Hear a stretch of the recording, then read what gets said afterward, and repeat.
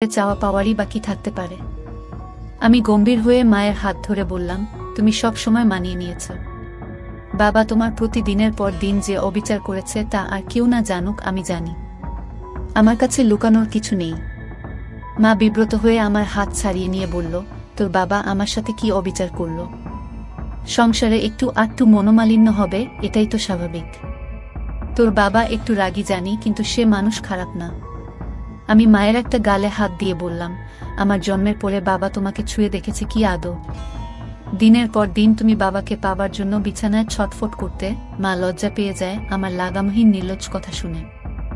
গাল থেকে আমার হাত ঝটকা মেরে ছাড়িয়ে আমাকে ধমক দিয়ে বলে, কি সব আজেবাজে কথা বলছিস? তোর মুখে কি লাগাম নেই? মায়ের সাথে কিভাবে কথা বলতে হয় ভুলে গেছিস? আমি মায়ের দুই বাহু শক্ত করে ধরে মাকে বললাম, আজেবাজে কথা না মা, আমি যা বলছি তা এক বিন্দু মিথ্যা নয়।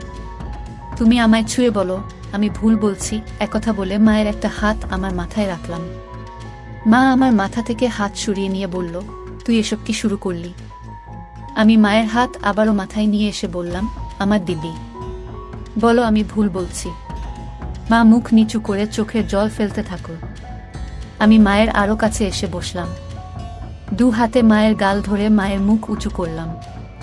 মায়ের চোখের জল আঙ্গুল দিয়ে মুছে দিয়ে মায়ের কপালে হামি দিলাম। মায়ের কপালে আমার কপাল ঠেকিয়ে বললাম, আমি আর তোমার ছোট হিমেল নেই মা। আমি তোমার দুঃখ দূর করার মতো যথেষ্ট বড় হয়েছি। আমি তোমাকে আর কখনো বাবার অভাব বুঝতে দেব না, কথা দিলাম তোমাকে।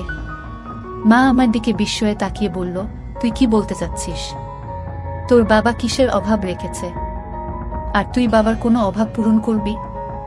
এই অভাব বলে আমি একটা হামি দিলাম। মা ঘটনা আকস্মিকতায় স্তব্ধ হয়ে যায়। যখন বুঝতে পারে আমি কি করছি, তখন আমাকে দু হাতে ধাক্কা দিয়ে ঠেলে সরিয়ে দেয়। তুই এটা কি করলি? তুই কি জেনে বুঝে করছিস? তুই পাগল হয়ে গেছিস। মা তার চেহারা দু হাত দিয়ে ঢেকে কাঁদতে লাগলো। একটু পর মুখ তুলে আমার দিকে রক্তবর্ণ চোখ করে বলতে লাগলো, দূর হ আমার চোখের সামনে থেকে। তোর মতো কুলাঙ্গার জন্ম দেওয়ার আগে আমার মরণ হলো না কেন? যদি জানতাম তুই বড় হয়ে এ কাজ করবি, তাহলে তোকে ছোটবেলাতেই গলা। মা কথা শেষ করার আগেই আমি মাকে আবার একটা দেই। আমি তোমাকে ভালোবাসি মা, অনেক ভালোবাসি। তুমি দিনের পর দিন বাবার অভাব অনুভব করেছ। গভীর রাতে তুমি আমাকে ধরেছ, কিন্তু মা হয়ে ছেলের সাথে সম্পর্কে জড়াতে পারোনি। আমি ছোট ছিলাম বলে তুমি মেটাতে পারোনি শরীরের ক্ষুধা। মা আমার কথা শুনে বলে, তুই এসব কি বলছিস? আমি তো মা হয়ে তোর সাথে এমন কাজ করার কল্পনাও করতে পারি না কখনো। মায়ের কানে মুখ রেখে বললাম, আমাদের মা ছেলে সম্পর্কের বাইরেও একটা পরিচয় আছে মা। আমি পুরুষ আর তুমি নারী। তুমি এতদিন নিজেকে সমত রেখেছ, নিজেকে সতী প্রমাণ করার চেষ্টা করেছ, কিন্তু কার জন্য? যে লোকটা তোমাকে মানুষ বলে গণ্য করে না তার জন্য। তুমি যদি নিজের জন্য একবার হলেও ভাবতে, তাহলে আজ তোমার জীবনে এত দুঃখ থাকতো না, কখনো এত অবহেলায় থাকতে হতো না। মা আমার বুকে মাথা লুকিয়ে বলতে থাকে, কিন্তু তুই আমার ছেলে, আমি কখনো এত বড় পাপ করতে পারবো না। আমাকে ছেড়ে দে তুই। আমি নিজেকে আটকাতে পারছি না মা। তোমার পরশ পেয়ে আমি পাগল হয়ে গেছি। তুমি অপরূপ সুন্দরী। তোমার মায়া আমাকে পাগল করে দিচ্ছে। মা বলল, তুই এমন করিস না, তোর পায়ে পড়ি। আমাকে এত বড় পাপের ভাগিদার করিস না তুই। আমি তোর বিয়ের ব্যবস্থা করে দিব। আমি হাত বুলাতে লাগলাম। সমাজ সংসার ধর্মের ভয়ে এই নিষিদ্ধ সম্পর্কে জড়ানো থেকে মন প্রাণ দিয়ে নিজেকে আটকাতে চাইছে মা। কিন্তু আমি জানি দেহের ক্ষুধার কাছে মনের বাধা এক অনুপরিমাণ বাধা দিতে পারবে না। মাকে সবসময় পূজনী দেবীর সাথে তুলনা করে এসেছি। আজ এই দেবীর সাথে এমন ঘৃণিত কাজ করতে আমার বিবেকেও বাধছে। কিন্তু ওই যে দেহের ক্ষুধার কাছে পরাজয় হয়েছে বিবেকের। মা চোখ বন্ধ করে আছে, চোখে পানির রেখা ছাপ ফেলে গেছে। মায়ের নাকের ফুল ঘন ঘন ছোট বড় হচ্ছে। আমি মায়ের চিবুক ধরে মুখ উঁচু করে ধরলাম। মা চোখ খুলল না, ঘন ঘন নিঃশ্বাস নিতে থাকল। মায়ের বিছানার পাশের টেবিলে সিঁদুরের কৌটা দেখতে পেলাম। এক হাতে কৌটাটা তুলে নিলাম। কৌটা থেকে সিঁদুর নিয়ে মায়ের ফাঁকা সিথিতে পরিয়ে দিতেই মা চোখ খুলে ফেলে। হিমেল, বাবা তুই কি করছিস এসব? সিঁদুর পরিয়ে দিলি আমায়, আর কোনো সংকোচ নয় মা। তোমায় সিঁদুর পরিয়ে নিজের বউ করে নিলাম। সিঁদুর পরালেই কেউ বউ হয় না। সমাজের সামনে অগ্নিকে সাক্ষী করে 7 পাক ঘুরতে হয়, আজীবন সাথে থাকার প্রতিজ্ঞা করতে হয়। তুই আমাকে নিয়ে যা করতে চাচ্ছিস সেটা পাপ। তোকে বাধা দেবার ক্ষমতা আমার নেই। এ পাপ তুই করিস না বাপ আমার। আমাকে আর অসতী করিস না। আমি শাড়ির আঁচল তুলে মায়ের মাথায় ঘুমটা দিয়ে দিলাম।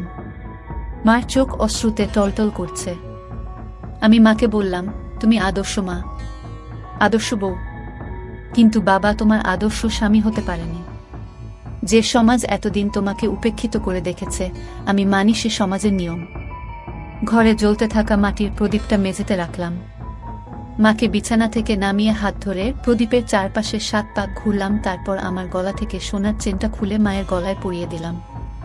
প্রদীপ হাতে তুলে নিয়ে তার শিখার উপর হাত রেখে বললাম, এই অগ্নির শপথ নিয়ে বলছি, আমি আদর্শ ছেলের মতো তোমাকে সব দুঃখ কষ্ট থেকে দূরে সরিয়ে রাখব। তোমার উপর কোনো অবিচার হতে দেব না। আমি আজ থেকে তোমাকে আমার সহধর্মিনীর মর্যাদা দিলাম।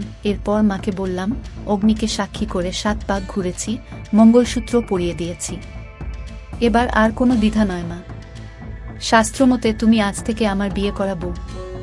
মায়ের চোখ বেয়ে জল গড়ে পড়তে থাকল। নিজের বিবেকের সাথে মা এখনো সন্ধি করতে পারছে না। আবার ভালোবাসার কাঙ্গালিনী মায়ের প্রতি আমার ভালোবাসাকে ফেলেও দিতে পারছে না। তারপর আমাদের মাঝে শুরু হলো আদিম যুদ্ধ। চেয়ে দেখি মায়ের চেহারায় পরিতৃপ্তির ছাপ। আমি মাকে জিজ্ঞাসা করলাম, কেমন লাগলো মা? মা আমার দিকে ক্ষণিক তাকিয়ে মুখ ঘুরিয়ে নেই। মা মুখ ঘুরিয়ে ফুপিয়ে কেঁদে ওঠে। তারপর আমি কি করলাম? হায় ভগবান, আমার সর্বনাশ হয়ে গেল। নিজের পেটের ছেলের কাছে ক্ষণিকের সুখের জন্য নিজেকে বেচে দিলাম। ভগবান, আমাকে ক্ষমা করো বলে আমার দিকে পিঠ ফিরে কাঁদতে থাকে।